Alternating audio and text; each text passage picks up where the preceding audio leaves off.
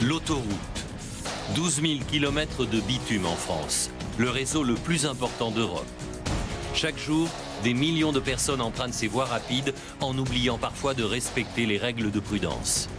Je pourrais voir les papiers du véhicule et votre permis, s'il vous plaît? Alors, l'explique là. Si les personnes désirent déposer plainte contre vous. Si elle a des séquelles à vie. Christophe est gendarme. Chaque jour, il doit faire face à l'inconscience de certains automobilistes. Je rentre à la maison, je ramène les filles. Jennifer, 24 ans, la Benjamine de la brigade, jeune et déjà inflexible. Elle est vache. Elle est pire que moi. Surtout avec les chauffards qui essaient de lui faire du charme. Oh, c'est mignonne, allez, s'il vous plaît, soyez indulgente. Qu'on essaye de m'amadouer comme ça, je remets très vite en place les contrevenants. Excès de vitesse, alcoolémie, imprudence. Vous me suivez, s'il vous plaît. Les motards sont en première ligne pour traquer les chauffards. L'accélération au péage, dépassement par la droite. Ensuite, vous... Non, c'est moi qui parle, monsieur. C'est moi qui parle, d'accord? Sur leur moto, Robin et Vincent sont des justiciers.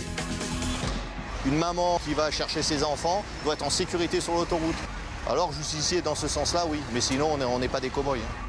Les gendarmes doivent aussi lutter contre les voleurs et les braqueurs qui sévissent sur l'autoroute. Ce qu'on vous parle, nous, c'est quelqu'un qui a fait comme ça une péagère et qui a dit « ouvre ou je tire ». On ne vient pas travailler forcément pour se faire agresser ou encore moins être menacé d'une arme. Claire, agent de sécurité, affronte chaque jour le danger. Qui sont ces hommes et ces femmes qui travaillent sur l'autoroute de la Côte d'Azur? Pour le savoir, nous les avons équipés de petites caméras. Ils nous emmènent au cœur de l'urgence. «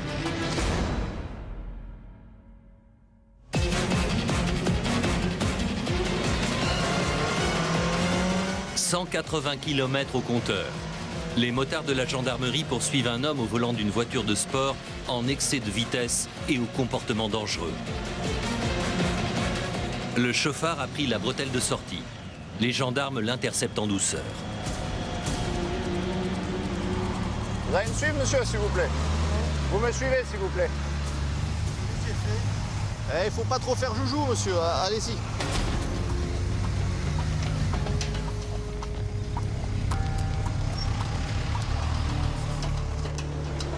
Monsieur, bonjour. Présentez les papiers du véhicule et votre permis de conduire, s'il vous plaît. Qu'est-ce que j'ai fait? On vous suit depuis le péage d'Antibes, monsieur. L'accélération au péage, dépassement par la droite. Ensuite, vous... Non, c'est moi qui parle, monsieur. C'est moi qui parle, d'accord? C'est moi qui parle, d'accord? Ensuite, vous collez les voitures qui sont devant vous. La bretelle d'autoroute, monsieur, c'est 50. Je vous ai perdu de vue d'un seul coup. Et dans le grand virage où c'est limité à 90 km/h parce que c'est un virage très dangereux, attendez, vous collez les véhicules et vous les collez pour qu'ils s'écartent à droite. Non. L'homme est un passionné de vitesse et de belles voitures. Son concessionnaire lui a prêté ce petit bolide à 200 000 €. Aujourd'hui, j'ai essayé. Ah ouais, mais il faut pas essayer sur l'autoroute. Si vous voulez essayer une voiture comme ça, vous allez sur le circuit du Luc, tout simplement. Votre permis, monsieur. Ah, il n'est pas dedans, le permis. Ah, vous avez une pièce d'identité, je pense. Oh, c'est pas vrai, je crois pas. Non, mais il n'y a pas de problème, je suis en règle. Ah non, vous n'êtes pas en règle, monsieur. Vous n'avez pas de pièce d'identité ni de permis de conduire. Vous n'êtes pas en règle, non?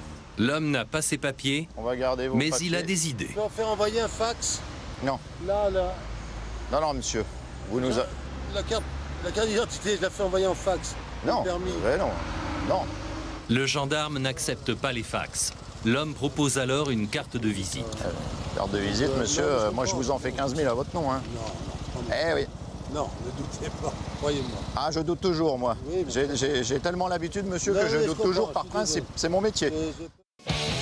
Robin, 39 ans. Sa passion pour la moto l'a conduit à choisir le peloton d'autoroute. Parce que si je doute pas, je me fais balader à droite à Oui, gauche. non, mais bon, vous êtes tombé sur un papier, il n'y a pas de problème. Ben non, vous n'êtes pas un papier au volant, en tout cas. Hein? Là, je vais vous verbaliser. Pour le dépassement par la droite, monsieur, c'est 90 € avec 3 points de retirés sur votre permis de conduire.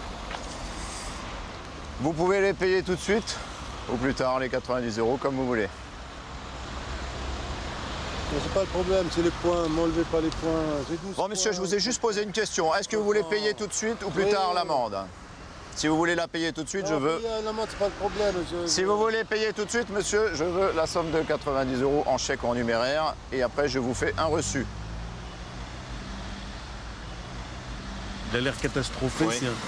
Mais il est catastrophé parce qu'il va perdre 3 points. Sans ça, il s'en fout de son comportement. C'est juste, c'est pour ces 3 points.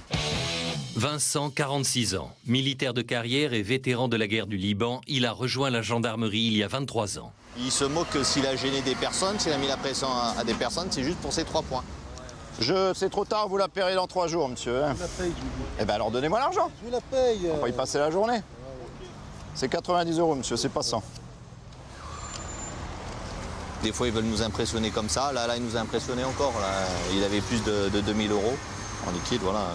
Et des fois, des gens, ils essayent de nous corrompre indirectement, par leur métier, par leur supériorité, voilà, c'est tout. Par exemple, et ça marche pas du tout.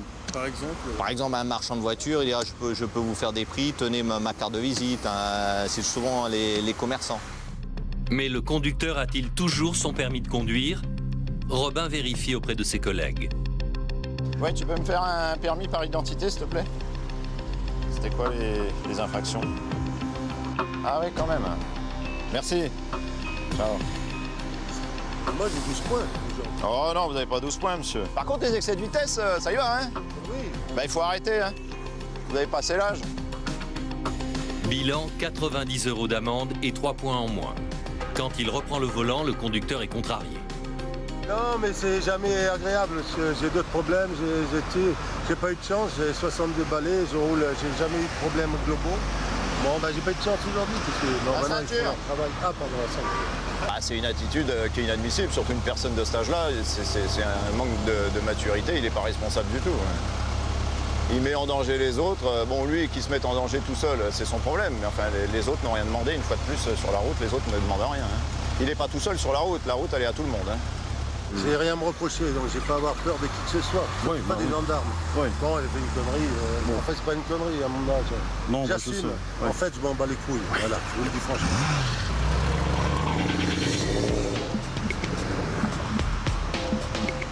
Ah, lui, c'est un grand monsieur. C'est un monsieur qui gagne beaucoup d'argent. Et qui se sent supérieur aux autres. Voilà. Vous avez rencontré beaucoup de gens comme ça dans votre... Ah, ici, région, oui, dans notre région, il n'y a que des messieurs et des touristes qui ont beaucoup d'argent. Vincent et Robin appartiennent au peloton motocycliste de Mandelieu, à côté de Cannes. Leur zone de patrouille, l'autoroute A8, bien connue des estivants. Cette voie de circulation dessert toutes les villes de la Côte d'Azur jusqu'à la frontière italienne. C'est une des autoroutes les plus saturées et les plus surveillées de France. Avec plus de 150 000 véhicules chaque jour, les accidents sont nombreux. Bon nombre d'entre eux impliquent des poids lourds. Cet après-midi, le PC de sécurité vient d'alerter Vincent et Robin.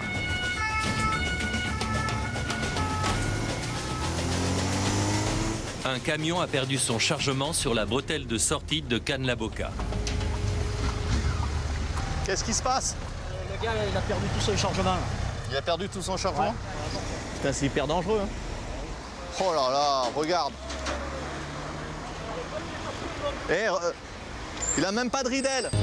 Les ridelles, ce sont les parois latérales du camion qui empêchent le chargement de basculer dans les courbes. Mais pour gagner de la place, le chauffeur les a enlevés. J'ai jamais vu ça. Chargé comme ça, tout à travers. Bah, c'est un tueur pour moi. Pour moi, c'est un tueur. Bonjour. Bonjour. Vous avez vu là? Sans ridelle? Vous transportez ça? Vous décapitez un gamin en scooter? Hein? Les pauvres motards ou une dame qui passe, vous la décapitez? Pourquoi vous allez enlever les ridelles? C'est la protection. Vous avez des enfants? Imaginez, imaginez un cycliste là, vous êtes sur une petite départementale ou nationale, un cycliste il est décapité. Fini pour lui. J'ai pris le virage trop vite, j'ai manqué de sagesse. Ah bon, vous avez pris le visage chaud. Oui, c'est déjà bien de le reconnaître. Là, il faut pas avoir de... Il faut... C'est répression sur ces choses-là. Vous êtes un peu le justicier de l'autoroute, c'est ça votre définition? Oui, le justicier pour la protection des personnes, pas pour faire n'importe quoi. Une maman qui va chercher ses enfants doit être en sécurité sur l'autoroute. Alors justicier dans ce sens-là, oui, mais sinon on n'est pas des cow-boys. Hein. Bon allez, on va vous escorter et après on vous lâche à mes collègues. Attendez.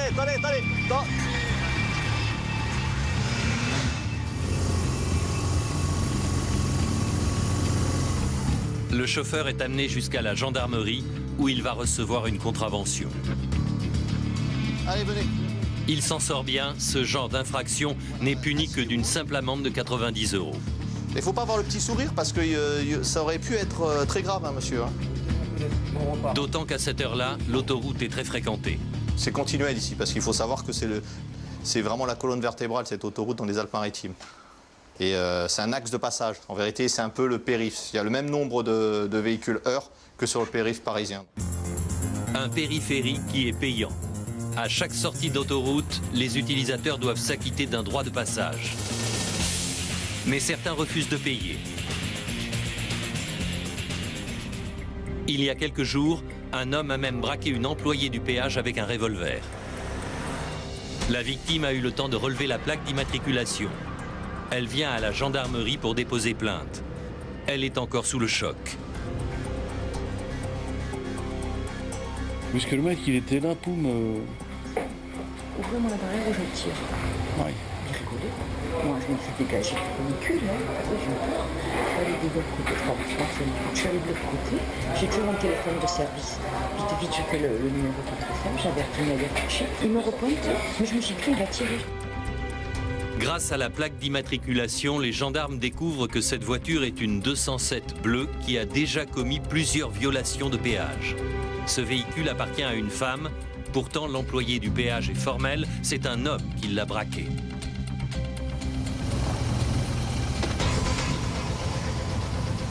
Robin et Vincent prennent l'affaire en main. Ils se rendent à l'adresse indiquée sur la carte grise de la 207. Donc là, qu'est-ce que vous allez faire là maintenant? On a donc un numéro de véhicule, on va voir la propriétaire pour qu'elle nous dise qui conduisait au moment des faits. Donc dans les péages, il y a souvent des problèmes c'est exceptionnel qu'une personne se fasse braquer. Je pense que les receveurs, enfin les péagers, donc, se font régulièrement insulter, ça, mais on n'est pas forcément au courant non plus. Là, c'est une personne qui a quand même sorti une arme, fictive ou pas, on n'en sait rien, et qui a menacé la péagère.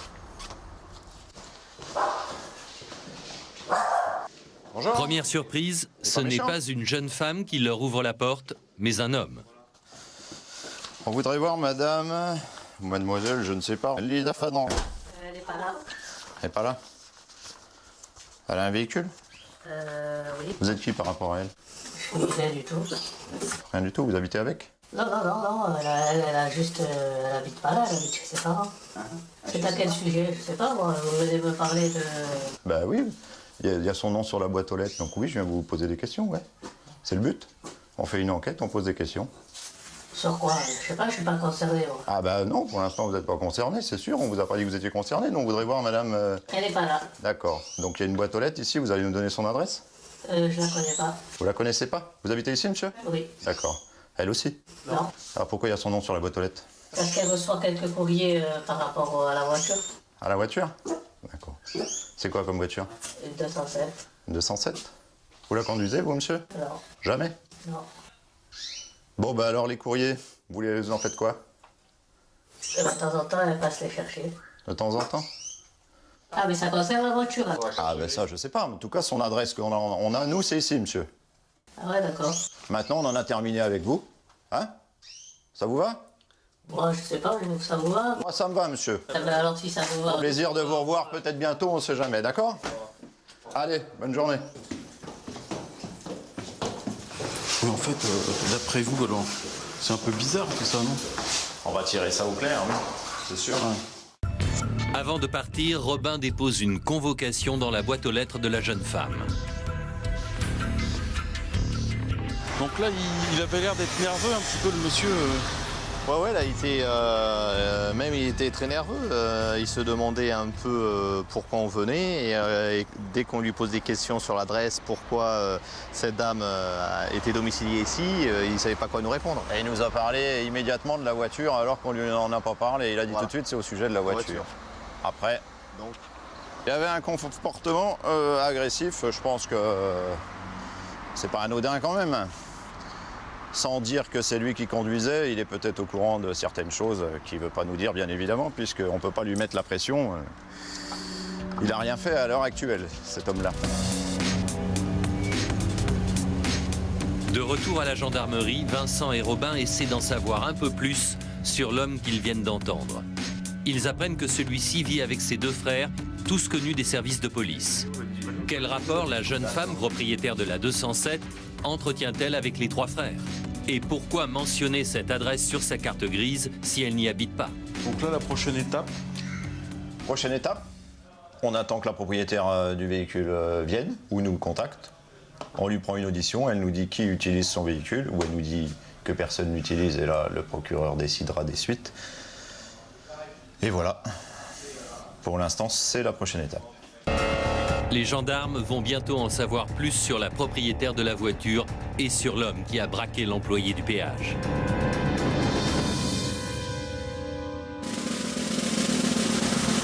Le desserrement commandement. Oh! Le lendemain, la journée commence par une cérémonie.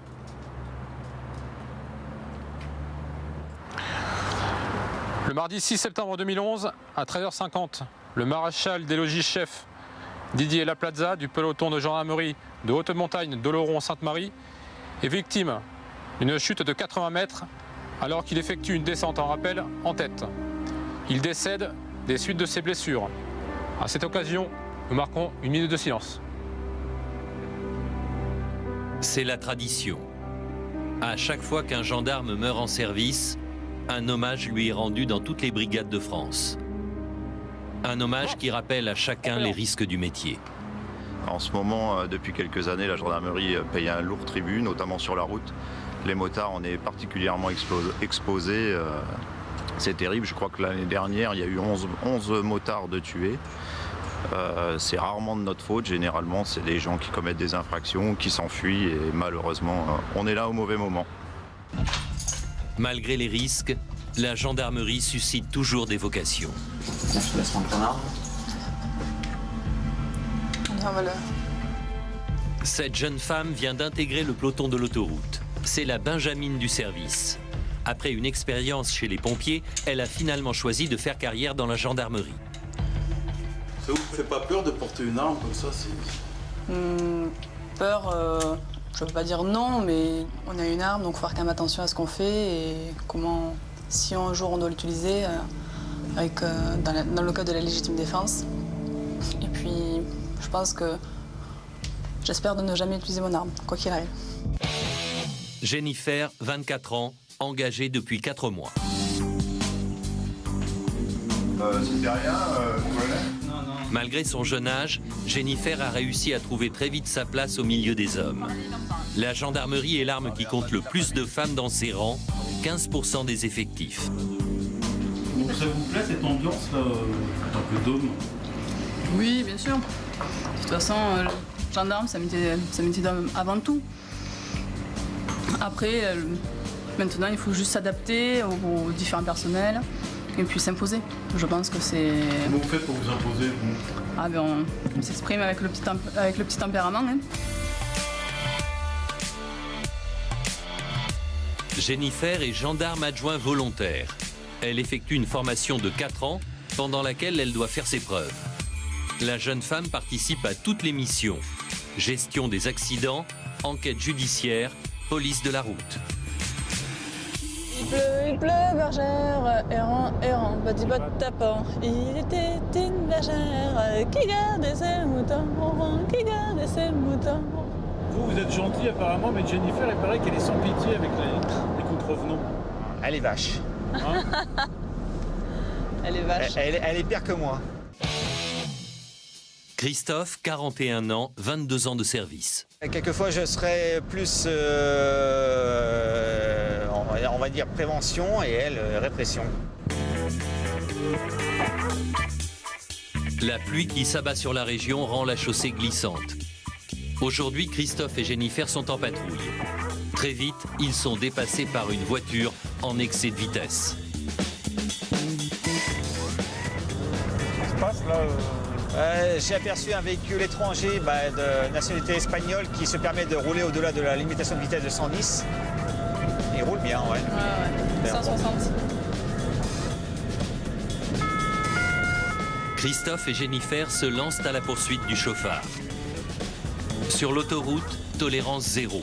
Une fermeté très efficace. Cette année, pour la première fois en France, le nombre de morts sur la route est tombé en dessous de 4000. En quelques minutes, Christophe et Jennifer rattrapent le chauffard.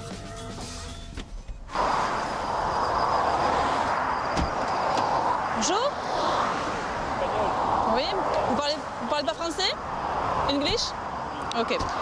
There is recent driving. You're driving too fast, very too fast. Here is 110 kilometers. You're driving out to 140 or 50. You must pay 90 euros. La pluie. Doucement. Mais vous, c'est... On accélère, on accélère, on accélère. Merci. Parce qu'il est espagnol, le conducteur en excès de vitesse va plutôt bien s'en sortir. Donc lui, il risque moins qu'un Français? Oui, parce que c'est un étranger. Donc, dit étranger, dit pas de points sur le permis. Donc, ce sont juste une amende de 90 euros et pas de points. Par contre, c'est payable immédiatement.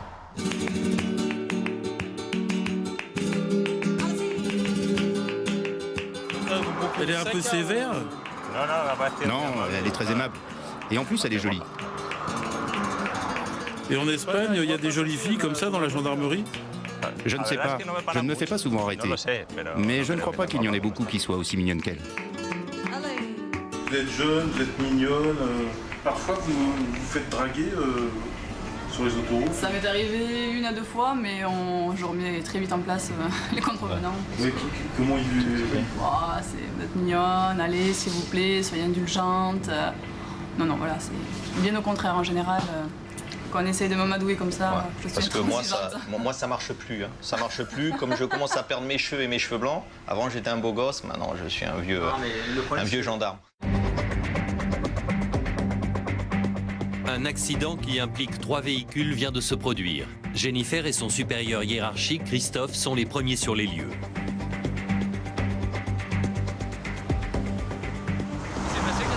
Mais donc malheureusement, un des usagers s'est déporté sur la voie de droite pour sortir.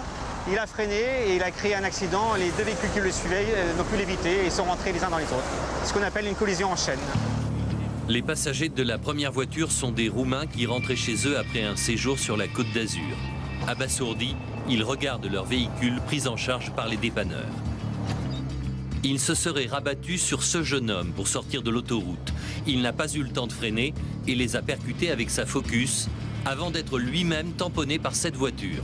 Au volant, cette mère de famille qui circulait avec son fils. D'accord. Ça, c'est pas évident de gérer à chaud un accident là. Ben non, il y a trois véhicules impliqués, un petit garçon qui a mal au dos, puis des Roumains, avec 2 Français. C'est vrai que c'est pas évident, donc on essaye d'assumer au maximum, de prendre des informations à chaud, et puis après on va les sortir pour faire un constat amiable. Donc là, Christophe, c'est assez dangereux là pour tout le monde. Pour tout le monde. Donc notre souci, c'est de quitter les lieux le plus rapidement possible.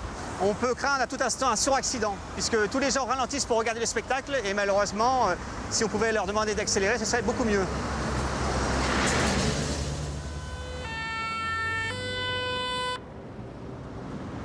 Qu'est-ce qui se passe là? Donc nous avons demandé la présence des pompiers pour prendre en charge l'enfant qui est traumatisé. T'as mal au dos? Dis-moi, t'as mal. Voilà donc... Ça te fait mal quand tu respires, toi? Ouais. Ce qu'on va faire, si ça ne te dérange pas, si tu peux le prendre dans le VSAB et on va sortir de suite. Ouais. Pour éviter, parce qu'on va tout remettre en circulation, parce qu'on a beaucoup de bouchons. Tu vas avec le pompier? Maman, elle vient avec toi. Maman, elle arrive, chérie, t'inquiète pas. Maman, elle t'abandonne pas. On est tension, faut faire juste un petit bilan. Ouais. Comme on peut le constater, le petit est quand même un peu choqué, donc il va à peine monter avec les pompiers tant qu'il n'y a pas sa mère avec lui. Les pompiers, vous les connaissez bien, vous? Oui, je connais bien puisque je suis moi-même pompier volontaire dans mon ancien village dans Lot-et-Garonne, donc je sais comment ça se passe. Mais bon, en général, on arrive à gérer une situation, même en état de choc, surtout avec les enfants. Tu vas reculer? On te fait repartir à droite? D'accord. On remonte au bureau après? Non, on va aller directement au garage du Golf pour donner les constats à l'amiable et dresser le procès verbal.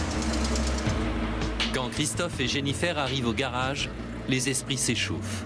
La passagère roumaine reproche au jeune conducteur qui les a percutés de ne pas savoir conduire. Ce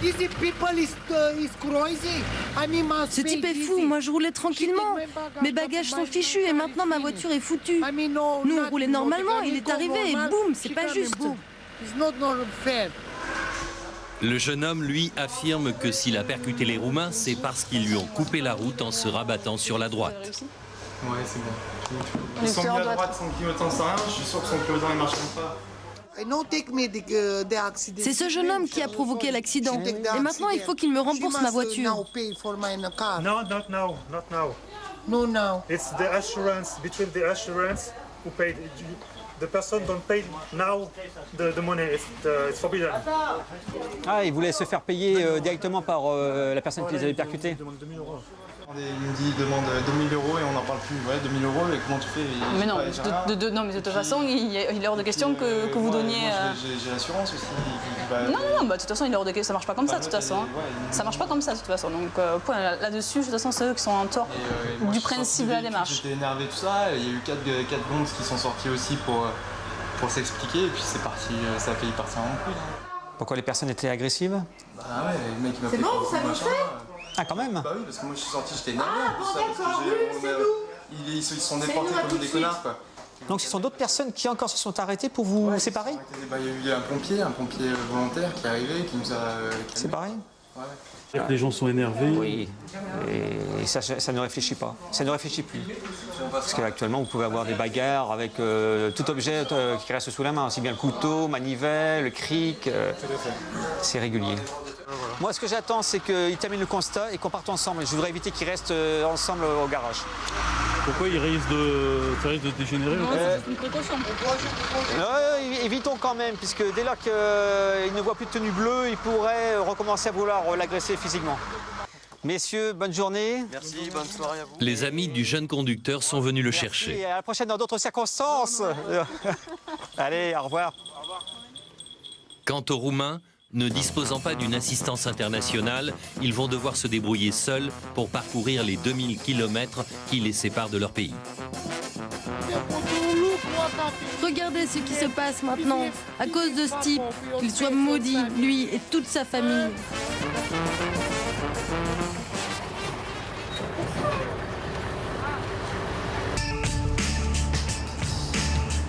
À la brigade, Robin et Vincent progressent sur l'affaire du braquage subi par l'employé du péage. 3 jours après avoir laissé la convocation dans sa boîte aux lettres, la propriétaire de la voiture se présente. C'est où? C'est une jeune femme de 21 ans. Robin et Vincent, les 2 enquêteurs, attendent ses explications. Vous savez pourquoi vous êtes là? Non, c'est ça le problème. Si, vous savez. Non, je sais pas. Vous avez une voiture? Oui. Vous avez quoi comme voiture? Une 207. Une 207?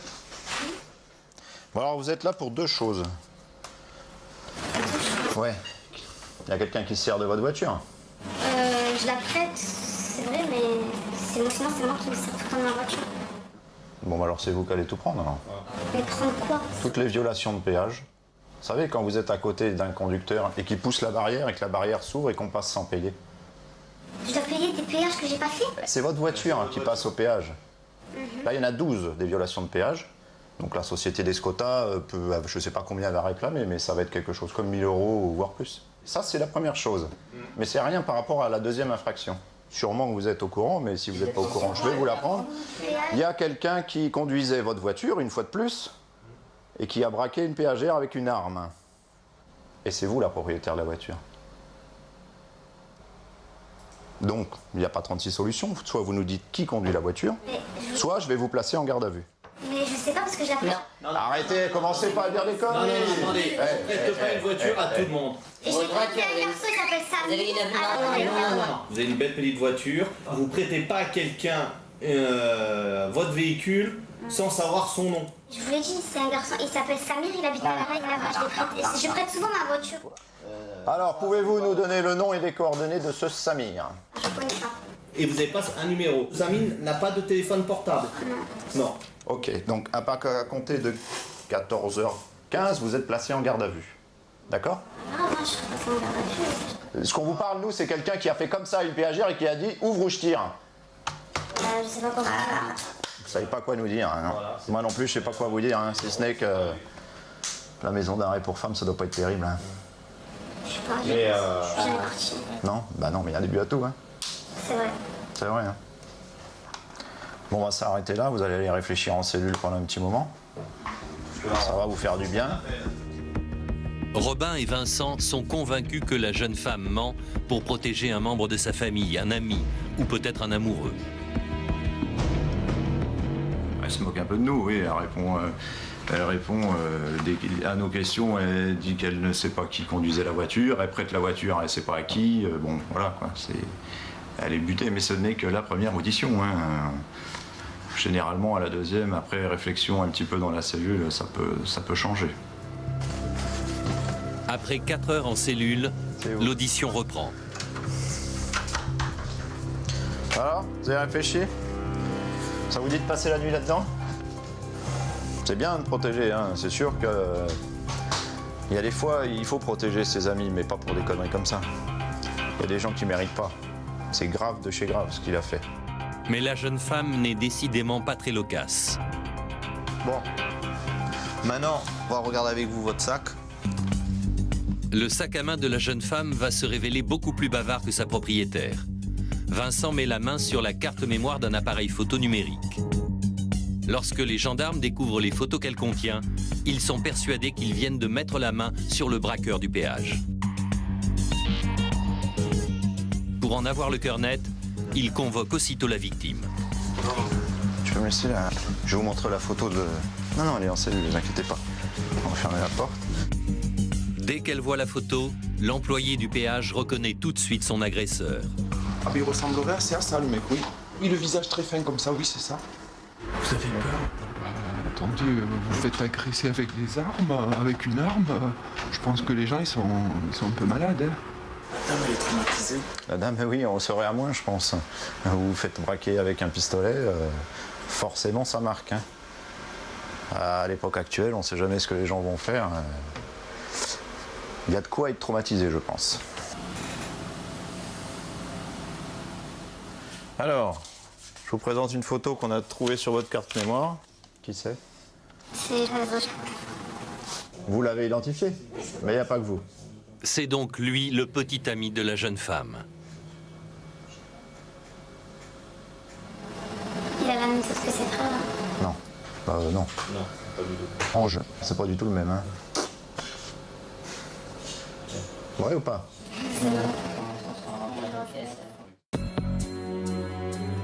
Les gendarmes ont réussi à identifier le braqueur de l'autoroute. Reste à procéder à son arrestation. Mais Robin et Vincent se retrouvent face à une situation insolite. L'homme qu'ils recherchent est en prison, purgeant une peine de 18 mois.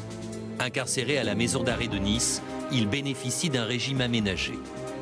La personne est en semi-liberté, la personne qui vraisemblablement est l'auteur des infractions est actuellement en semi-liberté à la maison d'arrêt de Nice. Donc elle part tous les matins de la maison d'arrêt pour aller travailler, rentre tous les soirs. Donc la procureure de la République, au vu des faits, nous a dit d'aller le chercher demain matin, soit sur son lieu de travail, soit à la sortie de la maison d'arrêt. Le jeune homme se laissera-t-il interpeller sans résistance? Demain matin, les gendarmes seront au rendez-vous.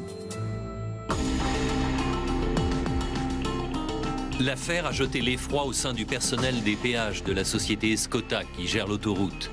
Pour rassurer les 320 employés de ce secteur, la gendarmerie renforce la surveillance. Claire a longtemps travaillé au péage et elle a été souvent confrontée au comportement agressif de certains automobilistes. Effectivement, oui, puisqu'on est les premiers représentants de la société.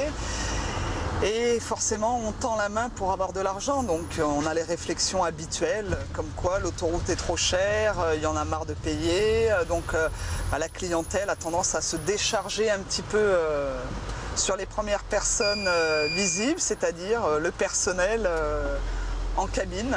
Donc oui, il y a eu certains moments de solitude quand même. Claire a 40 ans. Elle est au service de l'autoroute depuis 11 ans. Parce qu'on ne vient pas travailler forcément pour se faire agresser ou encore moins être menacé d'une arme. Enfin, moi je ne sais pas comment je réagirais, mais je crois que je n'aurais pas forcément été très à l'aise ou très fière non plus. Claire a délaissé les cabines de péage pour travailler sur le terrain. Elle a choisi de patrouiller sur l'autoroute A8 au secours des personnes en détresse.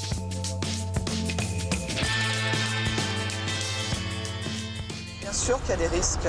On essaye de les minimiser au maximum, si je puis dire, mais on essaie d'être vigilant à tout et avoir toujours un regard sur la circulation parce que les gens roulent très très vite et tout le monde est persuadé de maîtriser parfaitement son véhicule alors que bon, parfois ils nous passent très très proches. Donc oui, il y a des fois, oui, c'est un peu chaud, c'est un peu chaud. Premier appel de la journée. Il concerne un automobiliste immobilisé sur la bande d'arrêt d'urgence. Alors là, c'est un véhicule panne d'essence. Donc le garage arrive, histoire de lui remettre un peu d'essence pour qu'il puisse repartir. Bonjour monsieur. Bon, donc panne d'essence, c'est bête. Ah oui, ça arrive. Mais parce que j'ai la gauche. Ah ouais, donc c'est au pif. J'ai commandé, mais avant que ça arrive.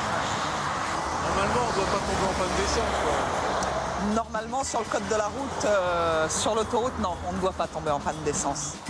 Le code de la route considère comme une négligence le fait de tomber en panne sèche sur l'autoroute. Le conducteur risque une amende et 3 points en moins sur son permis. Panne d'essence. Le conducteur apprend qu'il va devoir payer le prix du remorquage. La note, elle est un peu salée. Hein. Tomber en panne de bon. Mais là, il me faut 5 litres d'essence, je vais payer plus de 200 €. C'est pas possible. Hein. Sur l'autoroute, les seules personnes habilitées à venir, c'est le garage de l'autoroute. Donc comme c'est un secteur particulier, c'est dangereux. Donc l'automobiliste est amené avec sa voiture jusqu'à la prochaine station-service. Il en sera pour ses frais car les assureurs ne remboursent jamais ce genre de mésaventure.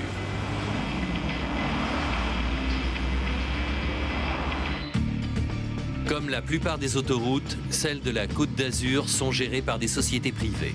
Elles encaissent les péages et en contrepartie, elles doivent assurer l'entretien et le fonctionnement des voies.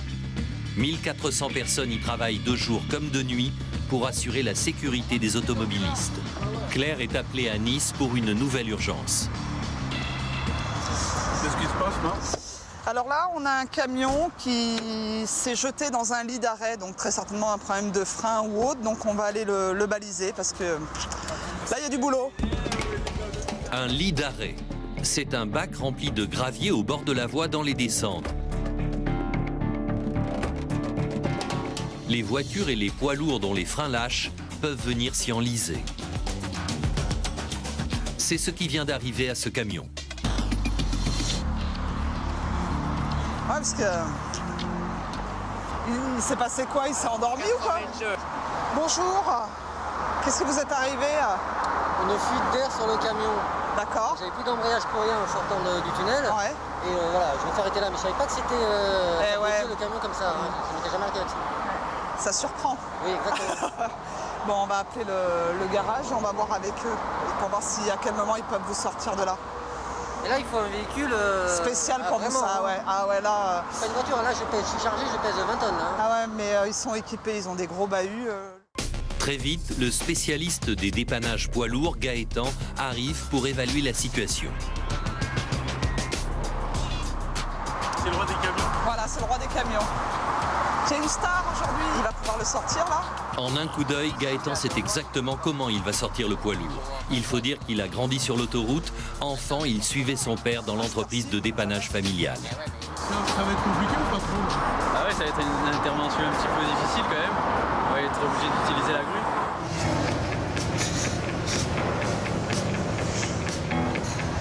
grue. Une grue spéciale qui coûte jusqu'à 10 000 € à chaque intervention. Avant de soulever le camion, il faut d'abord procéder au désensablage des roues. Nicolas, attends, d'abord on va mettre les bastins. Lovic, vous passez la chaîne là. passer la chaîne, que la sangle elle vienne là. D'accord. Comme d'hab.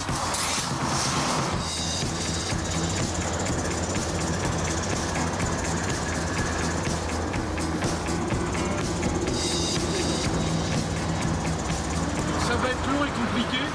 Mais le problème c'est qu'on est obligé de mettre en place des gros moyens parce que c'est quand même 19 tonnes. Et il est assez bien penché sur le côté donc on va pas risquer le pire quoi. Bon, tu regardes là-bas René. Gaëtan travaille à l'aveugle. Ce sont ses équipiers qui le guident. La manœuvre est délicate. Il faut manier le crochet qui pèse plusieurs centaines de kilos avec précaution et ne pas heurter un employé.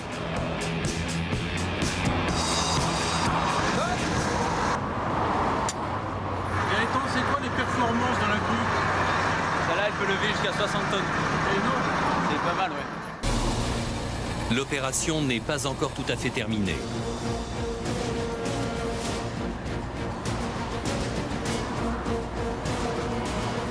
Le moment le plus périlleux arrive.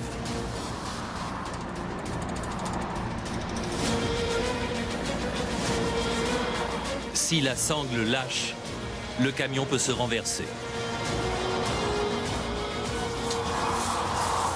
Il y a du danger, il y a... Ah ouais, là on a une équipe quand même qui est formée à l'autoroute et tout ça. C'est assez particulier comme travail quand même. Hein. La nuit, le jour, faut faire attention, l'autoroute ça va vite, un accident, et voilà. Dernière étape, le remorquage. Braque un peu là. Braque à fond là. Quelques minutes plus tard, le camion retrouve la chaussée. Opération réussie. Opération réussie, on s'en va du milieu. On va dégager la voie et le lit d'arrêt. À présent, c'est à Claire de jouer. Les camions passent à toute allure, à moins d'1 mètre de la jeune femme. 1 heure plus tard, la voie est libre. 20h30, retour à la base. Jusqu'à la prochaine intervention, en espérant qu'elle n'arrive pas trop vite.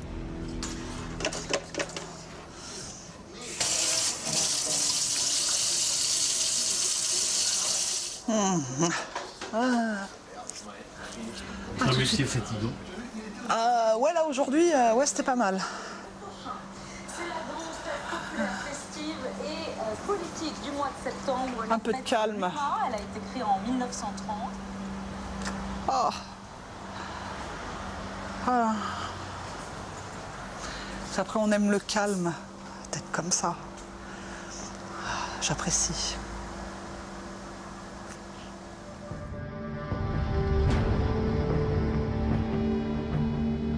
Dimanche matin pluvieux sur la Côte d'Azur. C'est l'heure des retours de boîte de nuit. Alcool, fatigue, chaussée glissante, un mauvais cocktail pour les fêtards.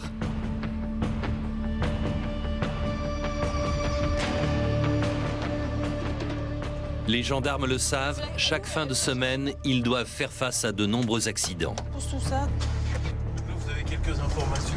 Donc ce serait un véhicule et le conducteur a dû s'engager trop rapidement dans la voie de péage et il a heurté une glissière en béton armé. Donc il serait incarcéré dans le véhicule. Les pompiers ont été avisés, nous nous rendons sur place. 25 km à parcourir sous la pluie jusqu'à la sortie de Saint-Laurent-du-Var.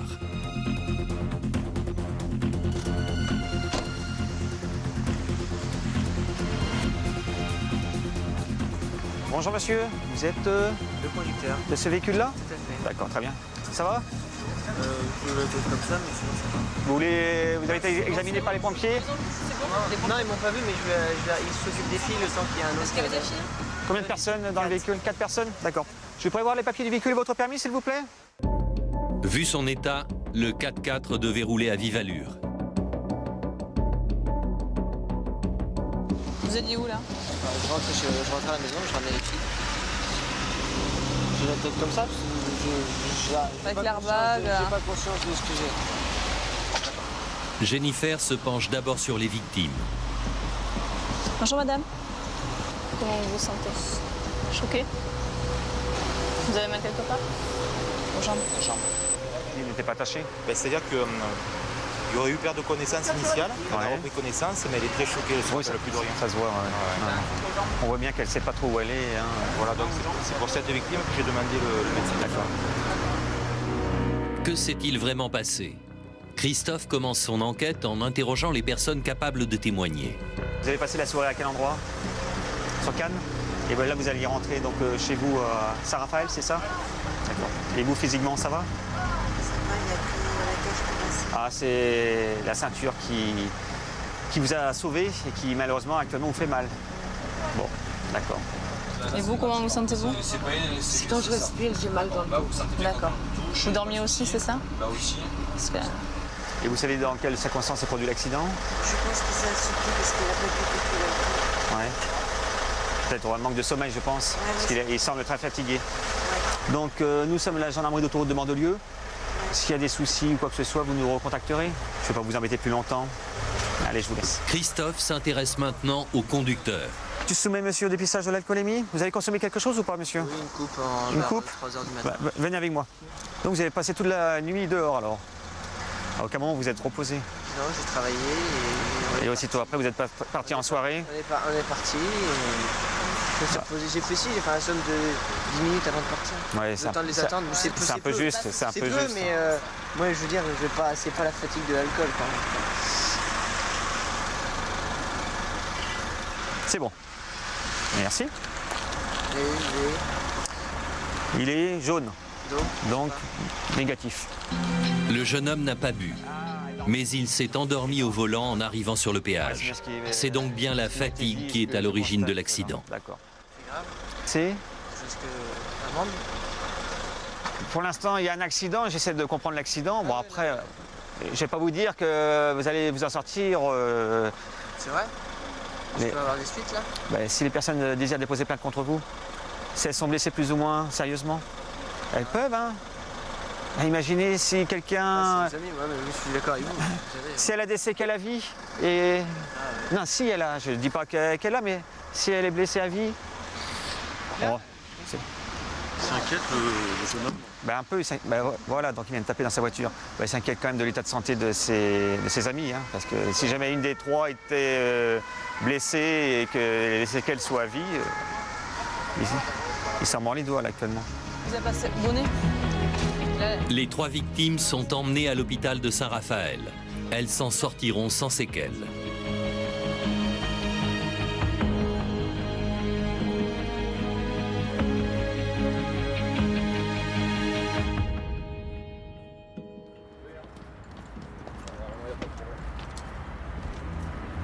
« 7h30 du matin à la brigade de l'autoroute. Robin et Vincent se rendent à Nice pour arrêter le braqueur présumé. Ils sont parvenus à l'identifier grâce au témoignage de la victime qui l'a reconnu formellement sur photo. L'homme est un détenu en semi-liberté qui dort chaque nuit en prison mais travaille pendant la journée dans le centre-ville. Il est 8 h. Robin et Vincent le cueillent sans difficulté. On va vous voir, on va se mettre à l'intérieur, c'est possible? J'attends juste une raconte parce qu'elle a un déplacement, elle va arriver. Bon, vous savez pourquoi on est là, je pense. Comment? Vous savez pourquoi on est là? On vous l'a pas dit. On vous a appelé, votre famille vous a appelé. Ah oui, pour l'histoire... Pour l'histoire de la voiture. L'histoire de la voiture. Ouais.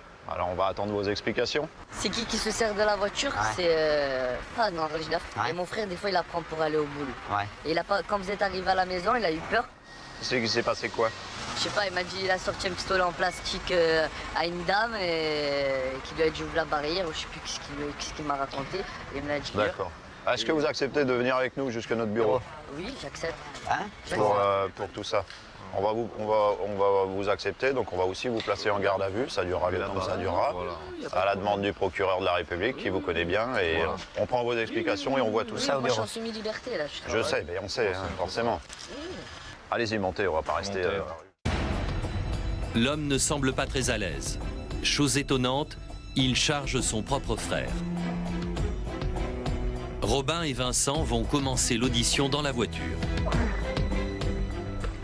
Je vous dis que c'est pas moi, ma parole. Je vous dis que c'est pas moi. Je vous dis que c'est mon frère. Mon frère, il m'a dit que c'était lui. C'est bon, nous on sait bien que c'est pas votre frère. Alors voilà, c'est pas lui, c'est pas lui, c'est pas sa tête.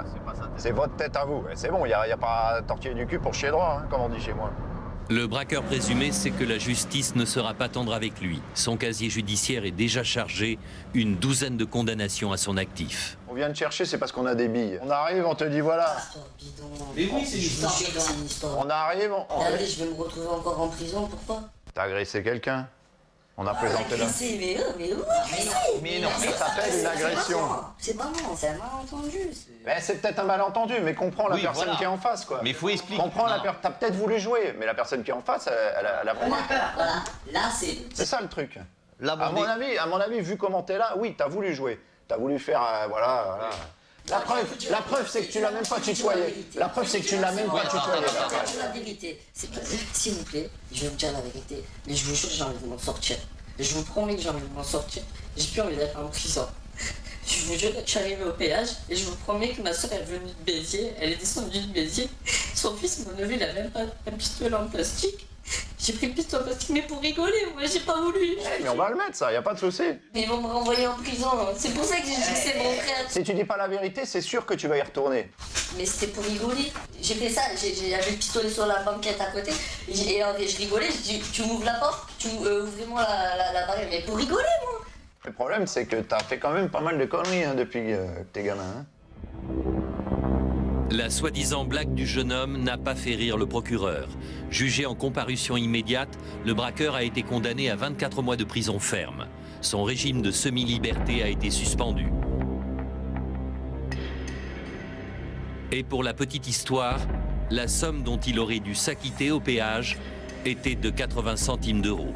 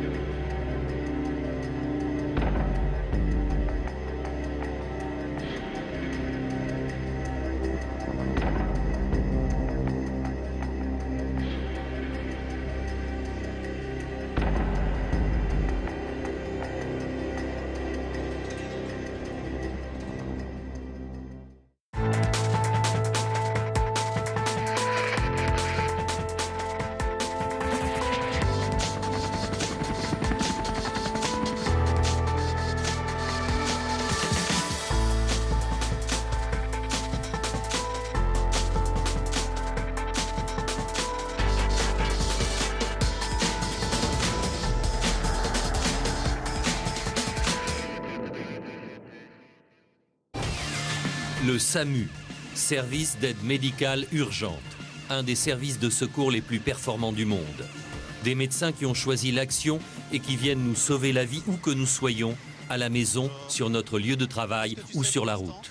Il y a combien d'impliqués en tout? 5. Plus un choqué. Un enfant décédé. Oui. Bon, j'ai fait le tour des victimes. Je te laisse avec le potentiellement grave et on fait le point après. Qui sont ces médecins hors du commun? Pour le savoir, nous avons suivi les hommes et les femmes du SAMU de Dreux. Benoît Fromentin, 37 ans. Pour lui, la médecine d'urgence est une vocation. Si on fait ce métier, c'est pour sortir du quotidien. Je pense que c'est les gens qui ont peur du quotidien qui se lancent dans le monde du SAMU. Véronique Julier, urgentiste depuis 25 ans. Votre électrocardiogramme n'est pas complètement normal. Je suis désolée de vous inquiéter. Hein. Oui, c'est bon. À son palmarès, des dizaines de vies sauvées. On fait poser des hélicos si on va à Chartres, mais il y a un stade derrière. Ceux dont on dit qu'ils nous doivent la vie, il y en a quelques-uns où effectivement, si on n'avait pas été là à cet instant-là, qui ne serait plus de ce monde. Olivier Fougeras, 40 ans, au SAMU depuis 12 ans. Il conjugue médecine et action sur tous les théâtres d'opération. On n'est pas des héros, entre guillemets. On est là pour servir les gens. Pourquoi ont-ils choisi le SAMU? Comment interviennent-ils? Pour le savoir, nous les avons équipés de petites caméras. Ils nous emmènent au cœur de l'urgence.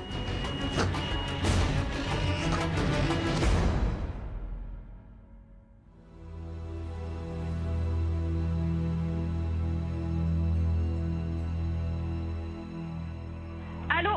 Oui. Oui, bonjour madame, c'est le SAMU. Bonjour. Vous êtes témoin d'un accident, c'est ça? Oui. Alors, il y a la maman qui est là, il y a une petite fille sur le bas-côté, il y a un petit garçon qui est décédé, et il y en a encore un qui est coincé dans la voiture. On vous envoie du monde, madame. Hein. Les pompiers sont partis, on vous envoie du monde. Allez, c'est parti. Un appel de détresse, le premier de la journée. Ce matin, les conditions météo sont mauvaises. Le pilote est tendu, mais il a décidé de décoller. Un accident vient de se produire sur l'autoroute.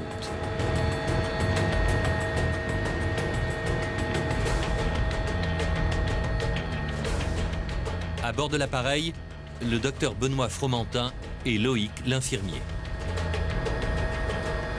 Loïc, on a qu'est-ce qu'on sait pour l'instant? Qu'est-ce que tu sais, toi? Écoute, j'ai entendu 5 victimes, 1 ou 2 éjectés, dont un enfant en arrêt. Et par contre, c'est sur route ou autoroute? Autoroute. Enfin, j'ai cru comprendre autoroute. Parce qu'il va nous faciliter le repérage des secours. Benoît Fromentin, 37 ans, père de famille. Médecin urgentiste depuis 10 ans, c'est lui qui va diriger les secours. Ouais, bah tu me diras. Je dirai en arrivant. Ouais, ça marche. Ouais, faut déjà qu'on y arrive. Hein. Oh, on croit en toi, Michel, on croit. Il y a des missions que vous ne pouvez pas faire à cause de la météo, Entre autres, celle-là, ça commence à être très juste. On a des limites météo, des minima météo à respecter et bien souvent on se retrouve en deçà, là, comme actuellement. La couche nuageuse est très basse. Mais 6 personnes en détresse attendent le SAMU. Le pilote a décidé de voler à leur secours. Mais là on est quand même... parce que dans la couche, ça devient dangereux. Là, je vois une pointe de soleil, on va aller vers le soleil. Et on voit la convection, là, regardez, on voyait la convection au niveau des arbres. Hop, on voit la convection qui forme les nuages, là. Et ce qui est danger à cette altitude, c'est surtout les lignes électriques, quoi.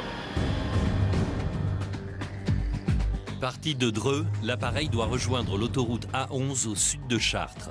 1 heure en voiture, 16 minutes en hélicoptère.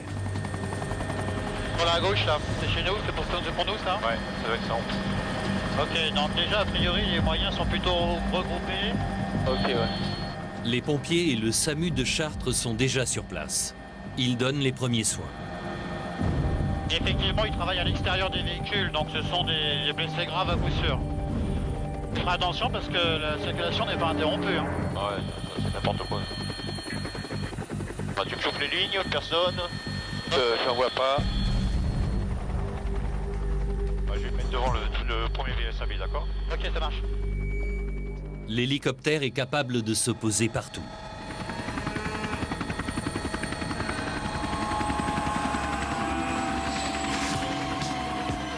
Pour Benoît Fromentin et Loïc l'infirmier, chaque minute compte.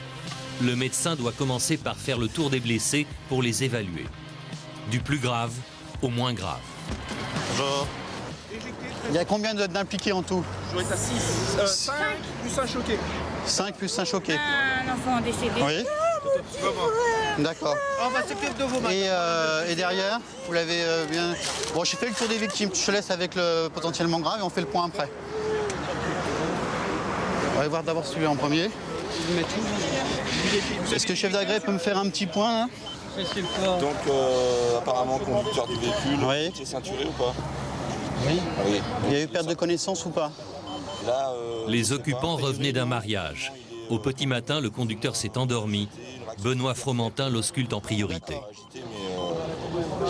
Ok, attention, il a 121 de tension, il a agité et il a un impact au niveau du crâne. Il est considéré comme potentiellement grave. Donc il n'y en a qu'un dedans ou il y en a plusieurs? Il y a une allongée. Combien vous avez de victimes? Deux légers a priori. Elle est éjectée, elle. Un éjecté? Alors je veux juste les constantes dans un premier temps de cette jeune fille. Alors 81, ouais. 82 coups, 67, 121, 70 de tension. Ok, elle se plaint de quoi? Mal aux jambes, mais ouais. mal au niveau des bras à ce niveau-là. Derrière la jeune fille blessée, le père de l'enfant décédé. Monsieur, vous étiez dans le véhicule aussi? Tout le monde dans le même véhicule en fait. Laissez-vous faire. Ok, très bien, je peux te la laisser. Donc là j'en ai 2, 3, 4.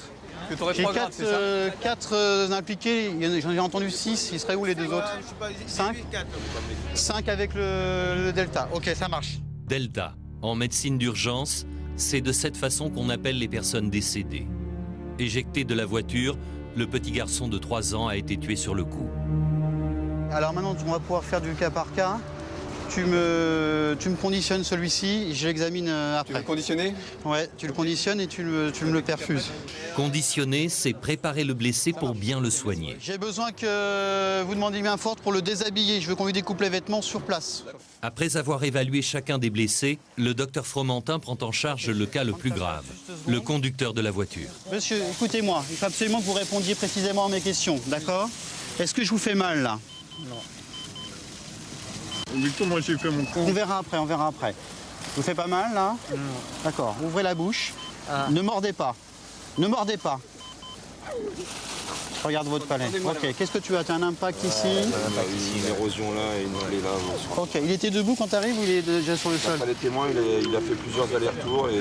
On est arrivé, nous il était sur le sol. Ok. On a un peu de poids. Non monsieur, vous n'allez pas mourir.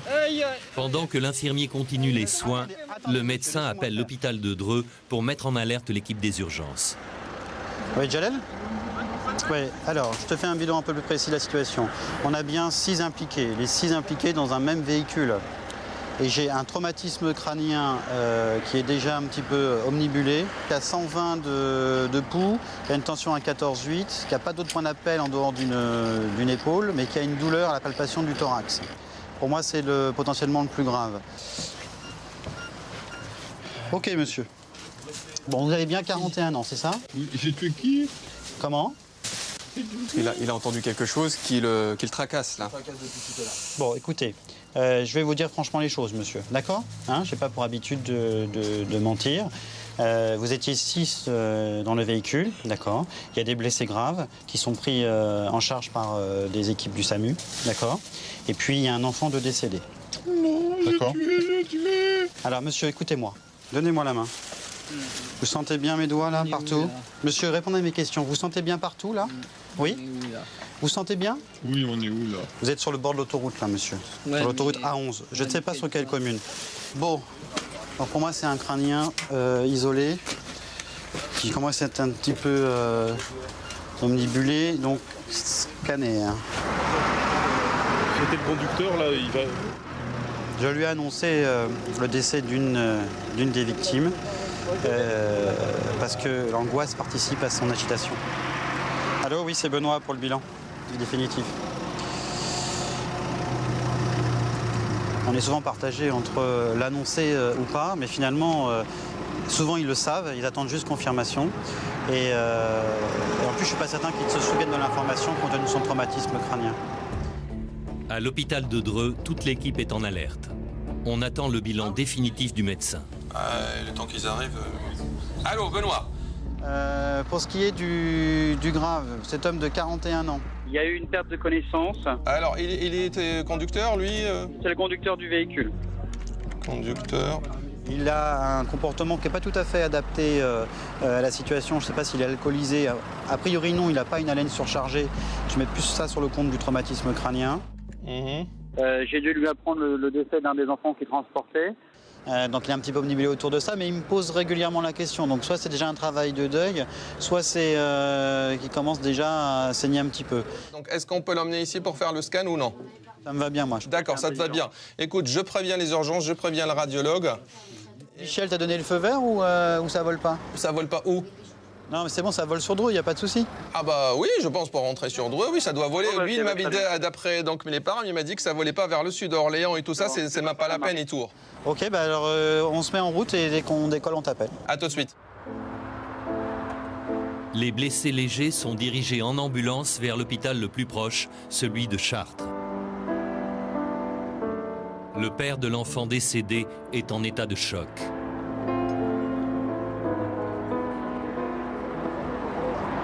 C'est une journée tragique aujourd'hui.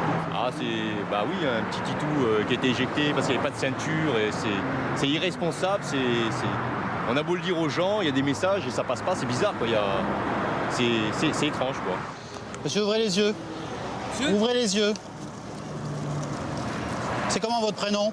Ok, allez, on est prêt. Pour lever, levez.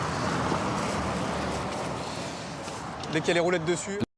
En état critique, est évacué en hélicoptère. Le docteur Fromentin suspecte un traumatisme crânien. Il faut faire vite. Voilà. L'appareil va l'amener en quelques minutes à l'hôpital de Dreux, qui est équipé d'un scanner. Ça, monsieur? Monsieur, je vais vous remettre un casque en plus sur les oreilles. Donc on va jusqu'à Dreux, il y en a pour une vingtaine de minutes de vol. Décollage.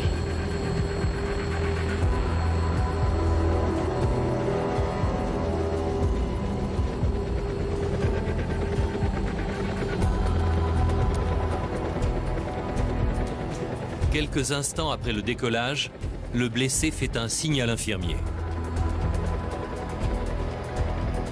J'ai envie de vomir. T'as envie de vomir? Ah ouais, pas dans la machine. Ça part du prapéran? Ouais, tu fais un prapéran et puis le haricot, il est où? On va prendre carrément le sac. Ouais. Il y a de fortes chances pour que ce soit le contre-coup psychologique. Savoir que les nausées et vomissements, c'est souvent aussi un signe de traumatisme crânien qui s'installe. Les Dreux 2028 à verticale, basse altitude et imposé sur l'hôpital.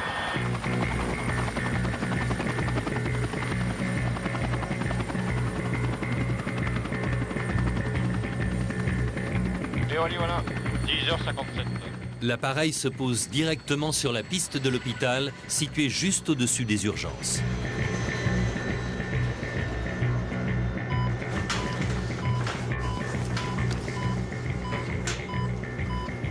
On prend l'ascenseur, là, monsieur. Qu'est-ce qui vous gêne, là, monsieur? Je ne sais plus. Comment? Vous n'en pouvez plus? On va regarder ça. Là, entre 0 et 10, vous évaluez la douleur à combien? 0, pas de douleur, 10, c'est la pire des douleurs que vous ayez eues. 9 là actuellement. Bon, on va vous faire de la morphine alors, d'accord? Direction, la salle de scanner.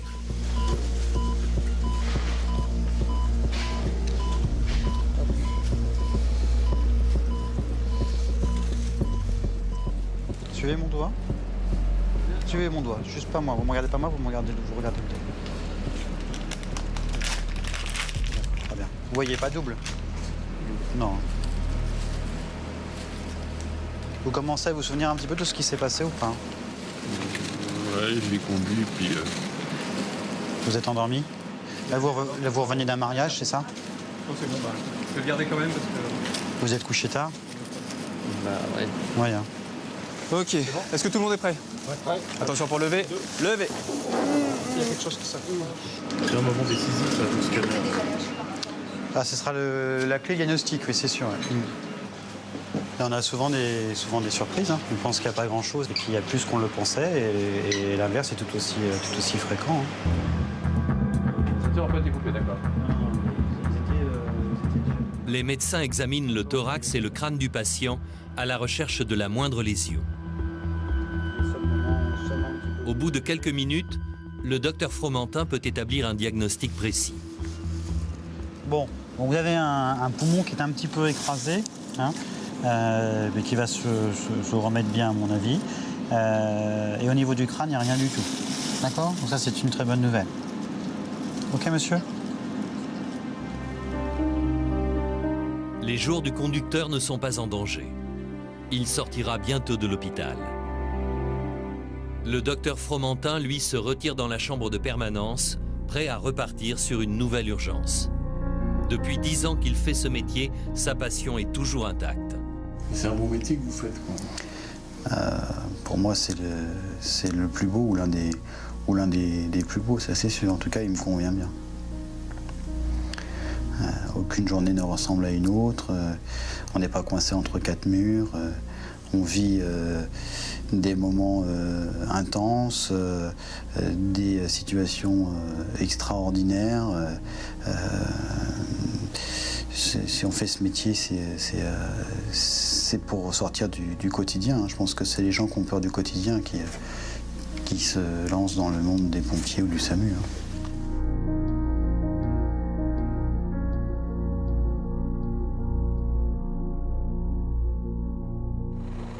Le SAMU de l'hôpital de Dreux, ce sont 18 médecins mobilisés 7 jours sur 7, prêts à voler au secours des personnes en détresse, de jour comme de nuit. Quand une personne compose le 15, c'est ici, dans la salle de régulation, que son appel arrive. Oui, bonjour madame, c'est le médecin du SAMU à l'appareil. Quelques secondes plus tard, l'hélicoptère décolle. Sa vitesse d'intervention, 250 km/h. Son rayon d'action, 300 km à la ronde. Ça, Benoît? Ouais. Ça s'est bien passé? Ouais, on a fait un gros AVP hier matin. Où ça? Oh, sur l'autoroute A12, là. Ah ouais? Je sais plus exactement, c'est entre Nogent et Chartres. Hier, sur l'intervention que vous avez faite, vous avez été confronté à la mort, puisqu'il y a un enfant qui est mort. C'est quelque chose auquel on s'habitue? Oui, on s'habitue, en tout cas pour ma part, pour la plupart de mes collègues, à la mort. Ce qui est plus difficile pour nous, c'est l'annonce de la mort aux familles, surtout quand il s'agit d'enfants. Ça, je suis pas sûr qu'on s'y habitue. Mais quand on leur annonce le plus terrible, de toute façon, ça peut pas être bien annoncé, c'est toujours une douleur. C'est pas très drôle, mais il faut le faire. Ça fait partie des contraintes et il faut le faire bien. Parce que c'est probablement la dernière chose, enfin c'est la maman, le papa, ils se souviendront de ça. Donc c'est à toi de faire ça correctement.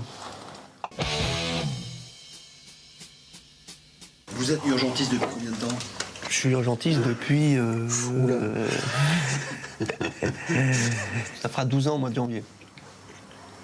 Pourquoi vous êtes urgentiste? Pourquoi moi j'ai toujours voulu être médecin, depuis tout petit, depuis que j'étais tout petit. Je voulais faire des greffes cardiaques. Tu vois, je regardais à la télé les émissions avec les cœurs ouverts alors que j'étais tout petit.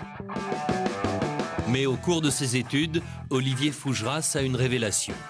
Il ne sera pas chirurgien cardiaque. Il découvre la médecine d'urgence. C'est le coup de foudre. Moi, je me souviens, mon premier stage d'interne, première intervention, je me suis dit, c'est ça que je veux faire.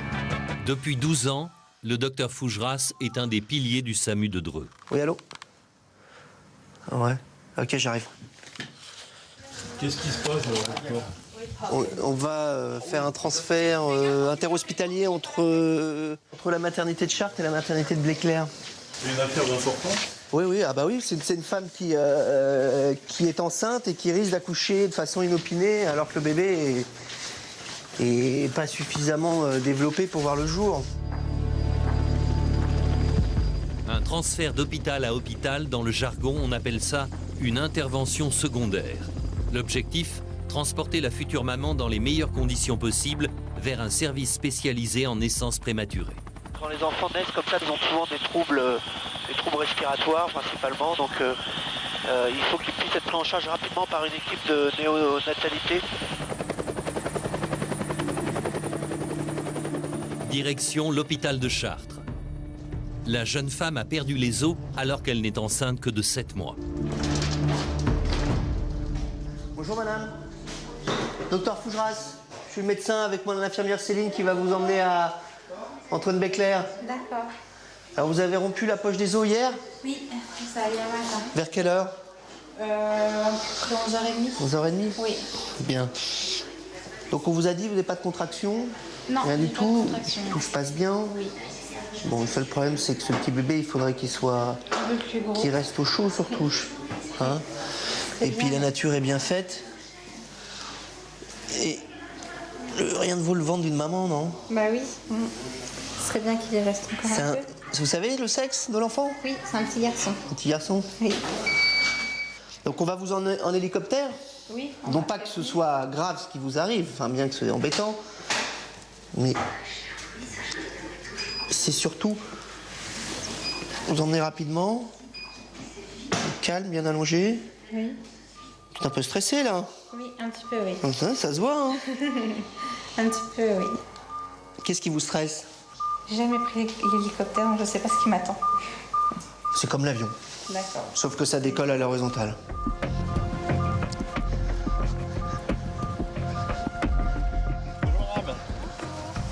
Notre pilote, faut que tu rassures la dame. Elle a peur de l'hélicoptère. Oui, non, il est Rien de plus sûr qu'un hélicoptère.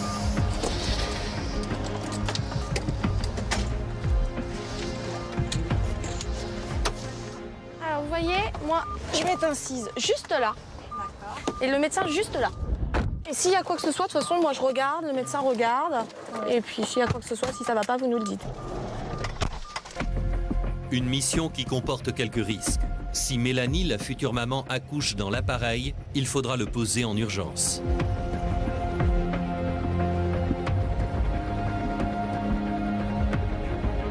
Chartres, SAMU 28, bonjour, on décolle de l'hôpital pour rejoindre Paris, la verticale, basse altitude et un cap sur Paris.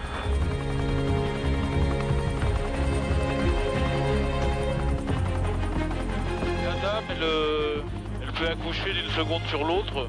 Ouais, il faut surveiller sa tension, puis on surveille surtout les phases de contraction. Chartres-Paris, 80 km, 20 minutes de vol au lieu d'1 heure et demie en ambulance. Ça permet d'aller rapidement et de transférer dans les bonnes conditions, on évite les secousses, on évite les temps de route qui sont longs. Un transport rapide et confortable, mais qui a un coût.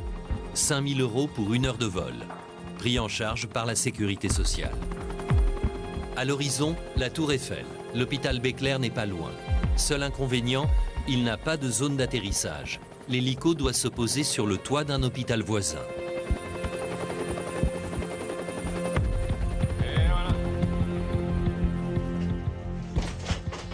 Les derniers kilomètres jusqu'à Béclair se font en ambulance.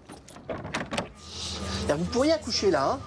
Oui. Mais ça veut dire que votre petit Dylan, là, il va être obligé d'aller en couveuse. Tout ça, c'est pas...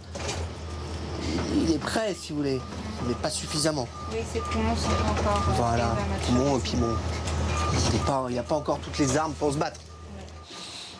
Le futur papa attend sa femme devant la maternité. Voilà, elle est là. Bonjour monsieur, docteur Fougeras. Oui. Bon, il faut vous tranquilliser, ça s'est bien passé. Hein? Très bien. Vous avez trouvé sans problème? Bah oui. C'est impressionnant, hein, Ça fait très peur. Pourquoi? Parce que... Bah, trop tôt. On a peur pour le bébé, quoi, surtout. Bon, le transport s'est bien passé. De toute façon, elle ne contractait pas. On est parti sur une hospitalisation plutôt longue. Il y a quand même de l'espoir pour que j'accouche pas tout de suite, quoi. Tous les espoirs sont permis pour l'instant. D'accord. À tout à l'heure. Merci, à tout à l'heure. Je vous dis au revoir. Oui. On vous laisse entre bonnes mains? Oui, ça a l'air d'aller, oui. Ah oui, vous allez voir, c'est très bien ici. Entourée. Ah, vous serez très bien. D'accord? Oui. Beaucoup de repos et vous écoutez bien ce qu'ils vous disent de faire. Je vous souhaite une bonne journée. Merci, vous aussi, bon courage. Et que votre enfant reste le plus longtemps possible dans votre ventre. Oui, je y compte bien. Allez, on croise les doigts pour vous. Merci.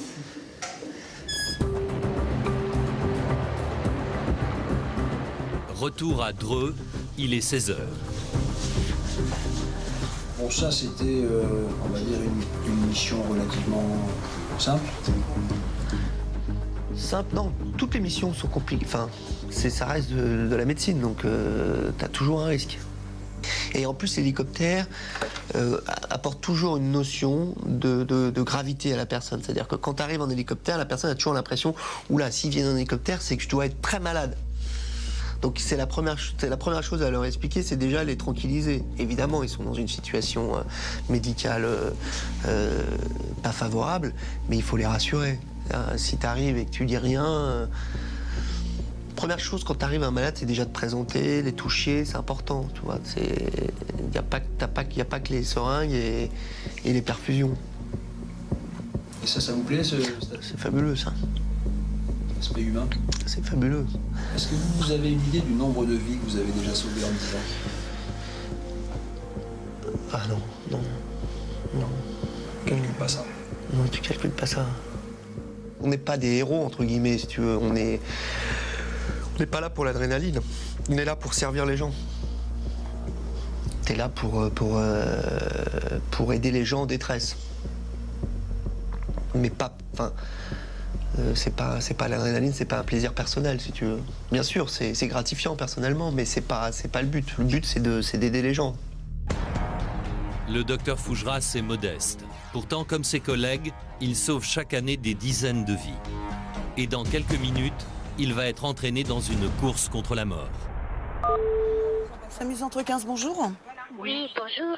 Je vous appelle pour emmener mon frère qui a été hospitalisé déjà plusieurs fois pour des problèmes respiratoires et là, il a beaucoup de mal à respirer. Une gêne respiratoire, d'accord. C'est le monsieur que j'entends derrière, là? Oui. Ouais. Il a de l'oxygène à domicile ou pas? Non, non. Il n'y a pas d'oxygène, d'accord. Non. Il a mal dans la poitrine? Tu as mal à la poitrine? Il dit que non, mais il a beaucoup de mal. Il dit que non, d'accord. Il fait des crises d'asthme et des... Ouais, ouais. D'accord, on va voir avec le médecin du SAMU, madame, ne quittez pas. Hein. Les médecins du SAMU décident de partir en urgence. Le cas du malade est sérieux. Donc là, il n'y a pas une seconde à perdre? Ah non, non, là, on y va vite, là. Suite à son appel, le malade a été transporté au petit hôpital de Nogent-le-Rotrou, le plus proche de son domicile. Mais cet établissement n'est pas équipé pour accueillir un cas aussi grave. Il n'y a pas de réanimation à Nogent-le-Rotrou, donc il doit aller en réanimation et s'il n'est pas à l'article de la mort, en tout cas, il n'est pas loin du coma. Dreux Nogent-le-Rotrou, 66 km, 16 minutes en hélicoptère. L'appareil se pose à l'hôpital où l'homme vient d'être amené.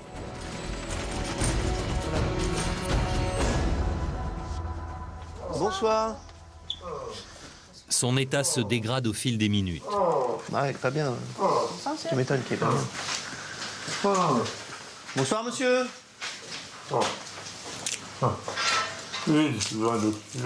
Comment? Vous fumez beaucoup, monsieur? Oui. Faut quand même que je fasse un peu le tour de son dossier avant de me lancer dans une thérapeutique. Là, vous pouvez pas l'évacuer, là.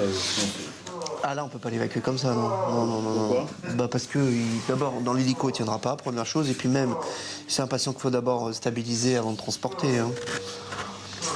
Ah, il est pas bien. Il est assis parce que allongé, il respirerait pas bien. Il est en sueur, ça c'est parce qu'il a ça montre une expression d'un problème pulmonaire. Le problème, c'est que c'est un patient, tu vois, il a un dossier, il boit et il fume. Donc il a toutes les complications des malades qui boivent et qui fument. Et puis surtout, le problème, c'est que il se fait pas bien suivre, quoi. Il se fait pas bien suivre, il est pas bien depuis ce midi, il a attendu ce soir pour appeler. On va l'intuber. La détresse respiratoire est trop forte. L'homme risque de faire un arrêt cardiaque. Vous me voyez, ouvrez les yeux, là. Bon. Je vais probablement être obligé de vous apporter une assistance respiratoire et de vous endormir. Ok? Parce que là, vous en pouvez plus, là. Comment? Le juste seul truc, c'est que il faut qu'on arrive à virer l'arrière du lit, là. Faut que je puisse m'exposer. Ok. Ouais, on arrive. Comment t'enlèves ces merdes, là? Tu crois? Ah non, faut pousser par là. Et tu dois avoir une molette, là. Ah, putain, je te jure. Ah, d'accord, c'est bon.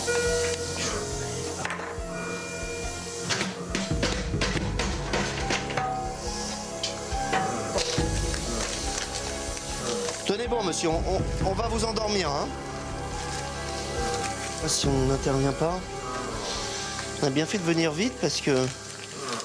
Donc là, de faire une assistance respiratoire, on va l'endormir comme au bloc opératoire. Donc on prépare, ça c'est le tube qu'on va lui mettre dans la trachée. Respirez, monsieur, respirez, oh! Vous êtes là? Le patient manque d'oxygène. Il faut intuber de toute urgence. Vas-y, baisse le lit. Baisse le lit. Allez. Baisse le lit. Il est branché au moins? Branché, oui. Putain, sans déconner, baisse le lit. Il va se mettre en arrêt. Le cœur du patient faiblit.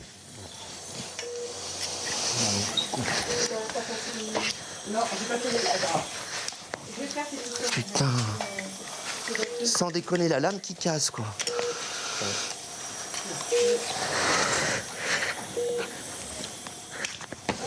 T'appuies 3 pas. Une lame de 4, s'il vous plaît. On l'oxygène. La lame vient de casser. Le malade n'est toujours pas intubé. Une lame de 4, s'il vous plaît. Non, elle n'est pas là, elle a cassé. Une lame de 4, s'il vous plaît. Putain, c'est pas possible, ça. C'est déconné, quoi. Une lame de 4, là.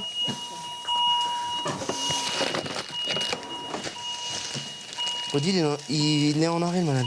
Enfin, en tout cas, dans pas longtemps. Non, non, non, c'est bon, il est là, un rythme. Moi, j'ai pas de coup, hein.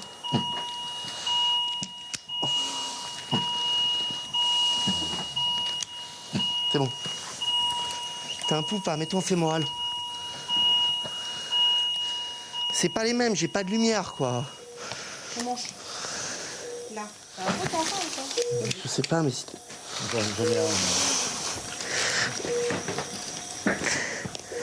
Ah, il respire encore. Hein.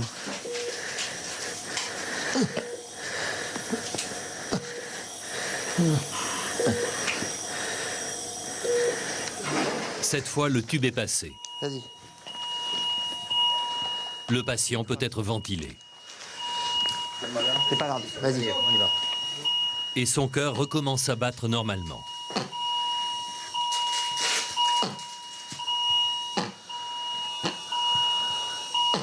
Vas-y, vas-y, vas-y, ballonne, ballonne, ballonne. Ensuite. La suff. Non, non, non, non, laissez-vous faire. Ça y est, il s'endort. L'intubation produit son effet. L'oxygène revient dans les poumons du patient. Il était temps. 2-10, s'il te plaît. Oh, c'était chaud, hein. Comme quoi, des fois, quand même, ça tient un fil, hein. Non, on est vraiment dans l'urgence. Ah là, c'était chaud, ouais. Là, c'était tendu, ouais. Surtout quand le matériel te fait défaut, quoi. Si tu veux, ils vendent quand même assez cher le matériel médical pour pas que ça lâche, quoi. Tu vois, regarde. Ça a cassé, là. Et ça, c'est ce qui sert à se mettre là-dedans. Et après, tu tires et tu t'exposes pour passer dans la trachée. Et le problème, c'est que du coup, l'infirmière, elle m'a donné une lame de chez eux. Et comme évidemment, rien n'est standardisé, j'y voyais rien. Le docteur Fougeras peut brancher le respirateur artificiel et le rythme cardiaque se stabilise. Il a une tension qui est correcte. Une fréquence cardiaque qui est un peu élevée, mais bon, ça c'est correct. Non, mais il est bien là. Il est bien. La vie de cet homme s'est jouée à quelques secondes. On est parti finalement, on est parti vite de Dreux. Et on a bien fait parce que... on serait arrivé 10 minutes après, c'était pas la même. Hein. Non, non, non. Ça s'est mal passé. Ah oui, il y a des fois, c'est mal passé. Ouais, ouais. La plus grosse perte, c'est ma belle-mère, tu vois. En pleine réunion familiale, au baptême de ma fille, devant tout le monde, elle a fait l'arrêt cardiaque devant la piscine, j'ai jamais pu la récupérer. J'avais pas de matériel. Donc, tu sais... Ça vous pèse? Bah, ça pèse, c'est un regret. Hein. Fonction supérieure, la petite dame, là. Le patient s'est endormi. Il est maintenant transportable.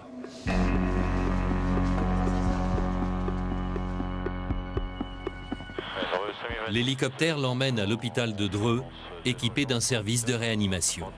1500 pieds en descente, on va faire une directe, on est au cap 045.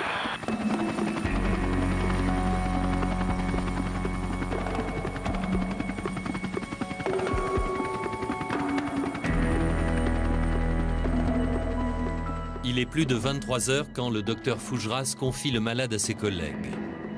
Fin de mission. Les médecins du SAMU font 2 gardes de 24 heures par semaine. Pour Olivier Fougeras, la journée a été rude.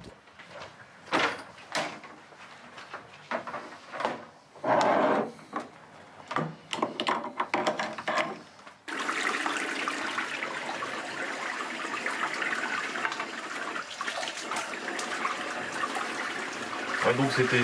Bon, alors, bonne journée. C'était un peu triste. Ouais, c'était pas triste. C'était pas triste.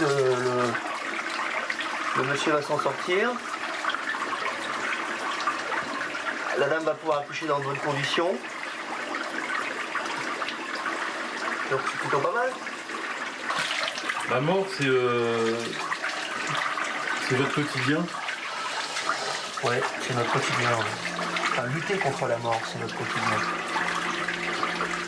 C'est surtout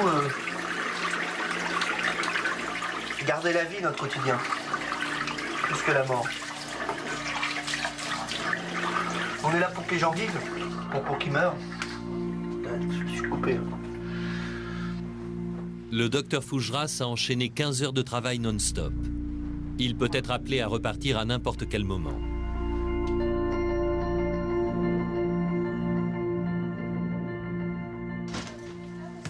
Salut tout le monde. Salut Véron, ça va? Et toi? Ouais, ça va, du boulot. Bon, bah écoute, je m'habille et j'arrive. Véronique Julier est une des 9 femmes médecins du service. Elle est mère de 2 enfants. Ok.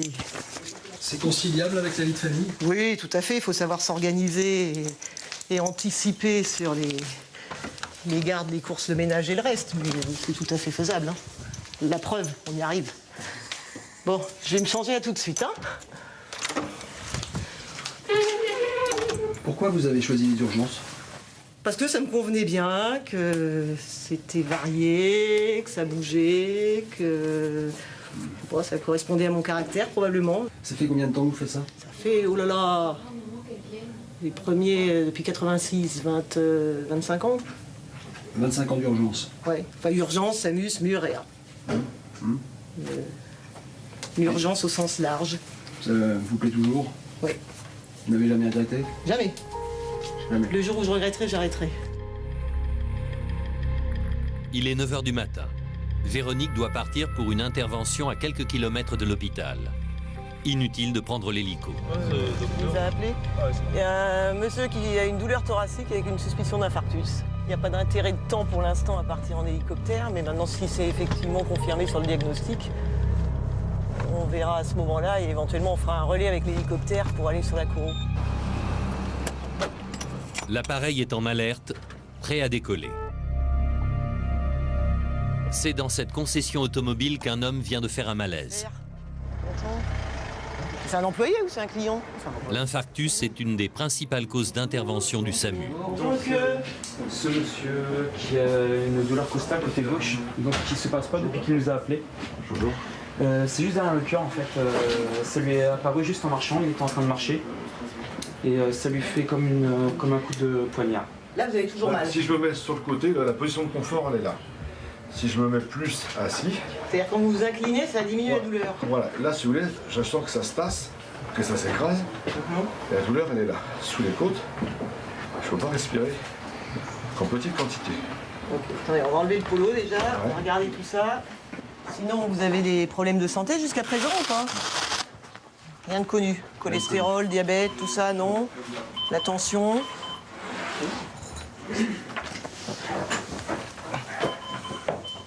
Vous fumez? Je suis en arrêt de tabac depuis le mois de novembre. Oui. Vous fumez beaucoup? Je fumais 12 cigarettes par jour.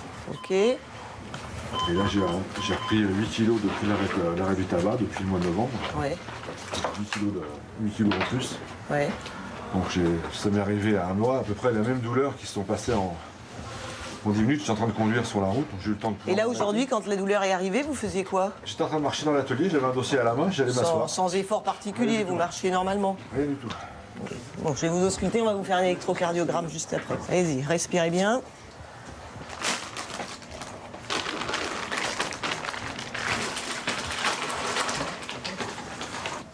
Ok. Vous pouvez respirer, hein. Regardez-moi. C'est bon, on peut le brancher. Le bureau de Monsieur Jourdan, le patient, se transforme en salle d'hôpital. Vous avez quel âge, monsieur? 43. Si vous imaginez une échelle de 0 à 10, avec 0 pas du tout de douleur et 10 le maximum que vous puissiez imaginer, là vous diriez 7 sur 10. Ok, c'est bon pour la voix. Tiens, tu lui mettras 250 d'SPJ, s'il te plaît. Détendez-vous, on va faire un électrocardiogramme. Ne parlez plus. Respirez tranquillement. J'essaye de me contrôler, de me détendre. Allez-y. On fait juste un tracé, hein, on ne fait pas de misère. Dans quelques secondes, Véronique saura si le malaise est grave ou pas.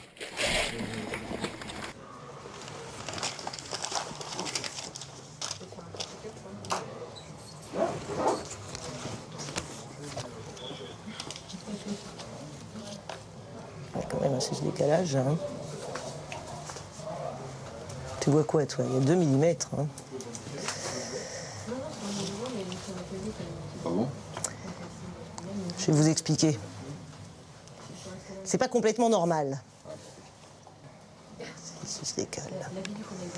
Bon, le cœur, il est vascularisé, avec des coronaires. D'accord. Ce qu'on appelle les infarctus ou les syndromes coronariens, c'est quand c'est les artères qui se bouchent. D'accord. Ça se traduit généralement par une douleur, qui est pas celle que vous décrivez n'est pas la douleur la plus typique, mais enfin on a une douleur thoracique comme ça. Et ça arrive souvent chez des gens qui ont quelques facteurs de risque, dont vous avez quelques-uns, notamment le tabac et le surpoids. Hein, de la tension qui est un petit peu haute chez vous en ce moment, enfin bon. Votre électrocardiogramme n'est pas complètement normal. C'est-à-dire qu'il y a un petit sus-décalage qui peut être très évocateur de ça. Ce qui veut dire que vous allez faire un stage en cardiologie. Pour faire le bilan de tout ça, je vais appeler le cardiologue et on va voir avec eux, on va se mettre d'accord en fonction de ce qu'on a. Et je vais vous dire où vous allez. Vraisemblablement, vous allez faire un séjour à Chartres. Là. À Chartres. Alors, je vais vous dire quand je les aurai eus. D'accord. Hein, puisque l'intérêt, c'est de voir tout de suite si effectivement c'est bouché ou pas pour le déboucher le plus rapidement possible. Bon, hop. Bon, avez-vous des questions, monsieur Jourdan? Tout va bien? Le temps qu'on attende les... Tout va bien? Non, ça fait flipper, quoi. Je suis désolé de vous inquiéter, hein. Mais non. De toute façon, là, vous n'échapperez pas aux examens de la prise de sang et aux électrocardiogrammes de façon répétée. Mais il vaut mieux le faire maintenant. Hein. C'est clair. Après, ça permet de mettre le traitement qu'il faut et ça préserve le cœur, ce qui est quand même le but du jeu. C'est vital. Voilà. Bon, on a des mouchoirs ou une compresse. J'ai pas de... Une compresse ou une lingette? Une lingette, c'est pour essuyer quelques désagréments passagers. Bon. Merci. Hop là, tenez, je vous laisse ça. Bon. On n'amène pas que toujours que des bonnes nouvelles. Hein. Bah non. Les hommes, ils sont émotifs. On dit toujours que c'est les femmes qui pleurent et qui... Mais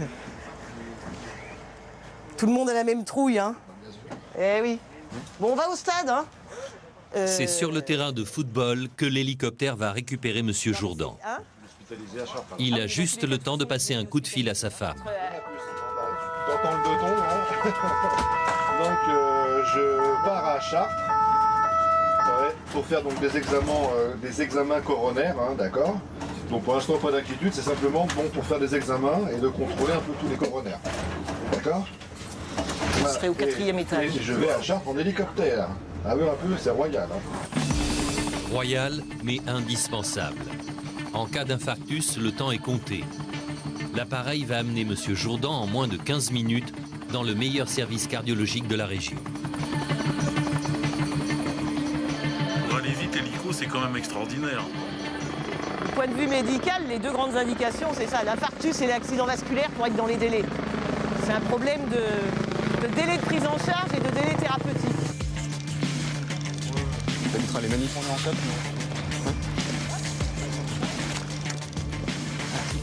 Les pieds en avant, ouais. Ouais, ok, je te le repousse. Ok, s'il y a une douleur qui apparaît ou s'il y a quelque chose qui ne va pas, vous me faites un signe de la main parce qu'on ne va pas pouvoir se parler, ça fera trop de bruit. D'accord. D'accord. On vient de décoller de la zone de Cora pour Chartres. Véronique, en fait là, vous entamez quand même une course contre la montre pour que ce patient puisse avoir toutes les chances de s'en sortir. Dans l'infarctus, c'est ce qu'on appelle time is muscle.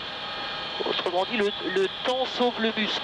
On dit dans l'idéal que le traitement doit pouvoir être débuté dans les 90 minutes, en tout cas avant 3 heures au maximum. Donc là, ça fait combien de temps que vous l'avez pris en charge, le patient? Ça fait une petite heure pour nous et on est à 1h30 du début de la douleur. Donc on va pouvoir être dans les 2 heures sur la table de coronarographie, ce qui est bien. On prend des axes à 2 nautiques 5 et vers l'hôpital maintenant.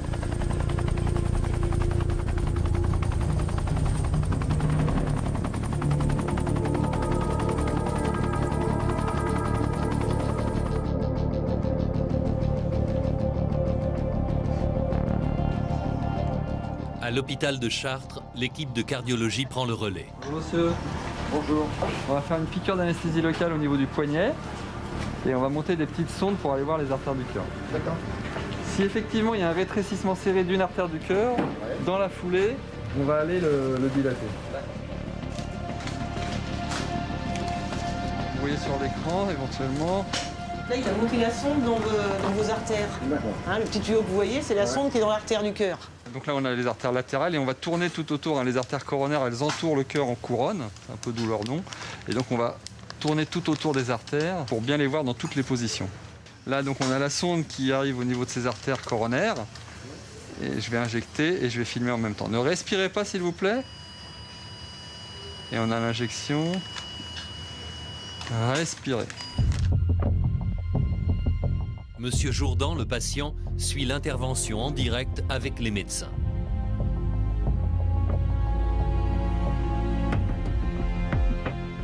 Les premières artères, elles sont bien. Hein. Ouais, pour l'instant, c'est rassurant. En tous les cas, vous avez très bien fait d'arrêter de fumer et il ne faut surtout pas reprendre, hein, monsieur Jourdan. Ah ouais, le tabac, c'est très... Et alors, ce que les gens ne savent pas vraiment, mais c'est que fumer, ça augmente le risque aussi de devenir diabétique. Et donc, comme vous avez déjà tendance à avoir un peu de surpoids, c'est pour ça que le tabac, c'est vraiment ce qu'il y a de pire pour les artères. Alors, ne respirez pas. Ouais, respirez. Voilà, c'est terminé. Donc les nouvelles sont plutôt bonnes, monsieur. On a déjà éliminé le plus grave, effectivement. Après, trouver l'explication claire de la douleur, on ne trouve pas toujours. En tous les cas, les artères du cœur sont bien. Donc pas d'infarctus. Le patient va pouvoir rentrer chez lui. C'est stressant? Oui, c'est stressant parce que bon, on a toujours peur du pire et puis bon, mais bon, on se dit qu'on est entre bonnes mains et puis que tout va bien, quoi. Donc là, maintenant, oui, là, tout va bien pour les nouvelles sont bonnes, quoi. Tout à l'heure, vous avez une petite larme. Ouais. C'était l'émotion. Ouais, c'était l'émotion. Puis on imagine tout de suite qu'il peut y avoir quelque chose de grave. Voilà. Et dans ce cas-là, vous pensez à qui? À vos proches? Ouais. Hein? À votre épouse, à vos enfants? Nous, on va y aller. Il vous installe là-bas. Ok, merci. Vous pourrez rappeler votre épouse tout à l'heure pour la rassurer. D'accord? Bonne journée. Merci. Allez. Tout va bien. Non? C'est l'émotion a posteriori.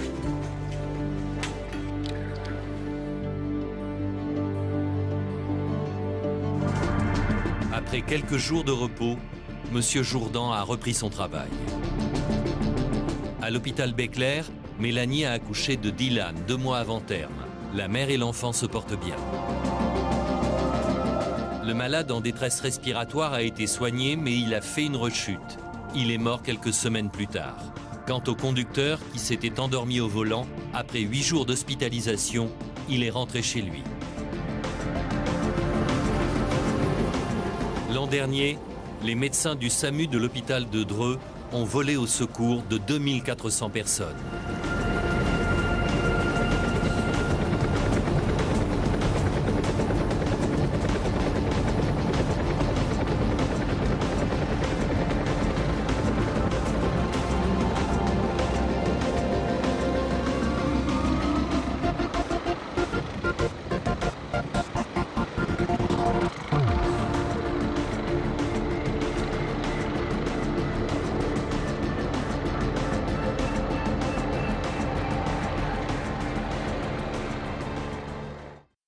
Lundi prochain,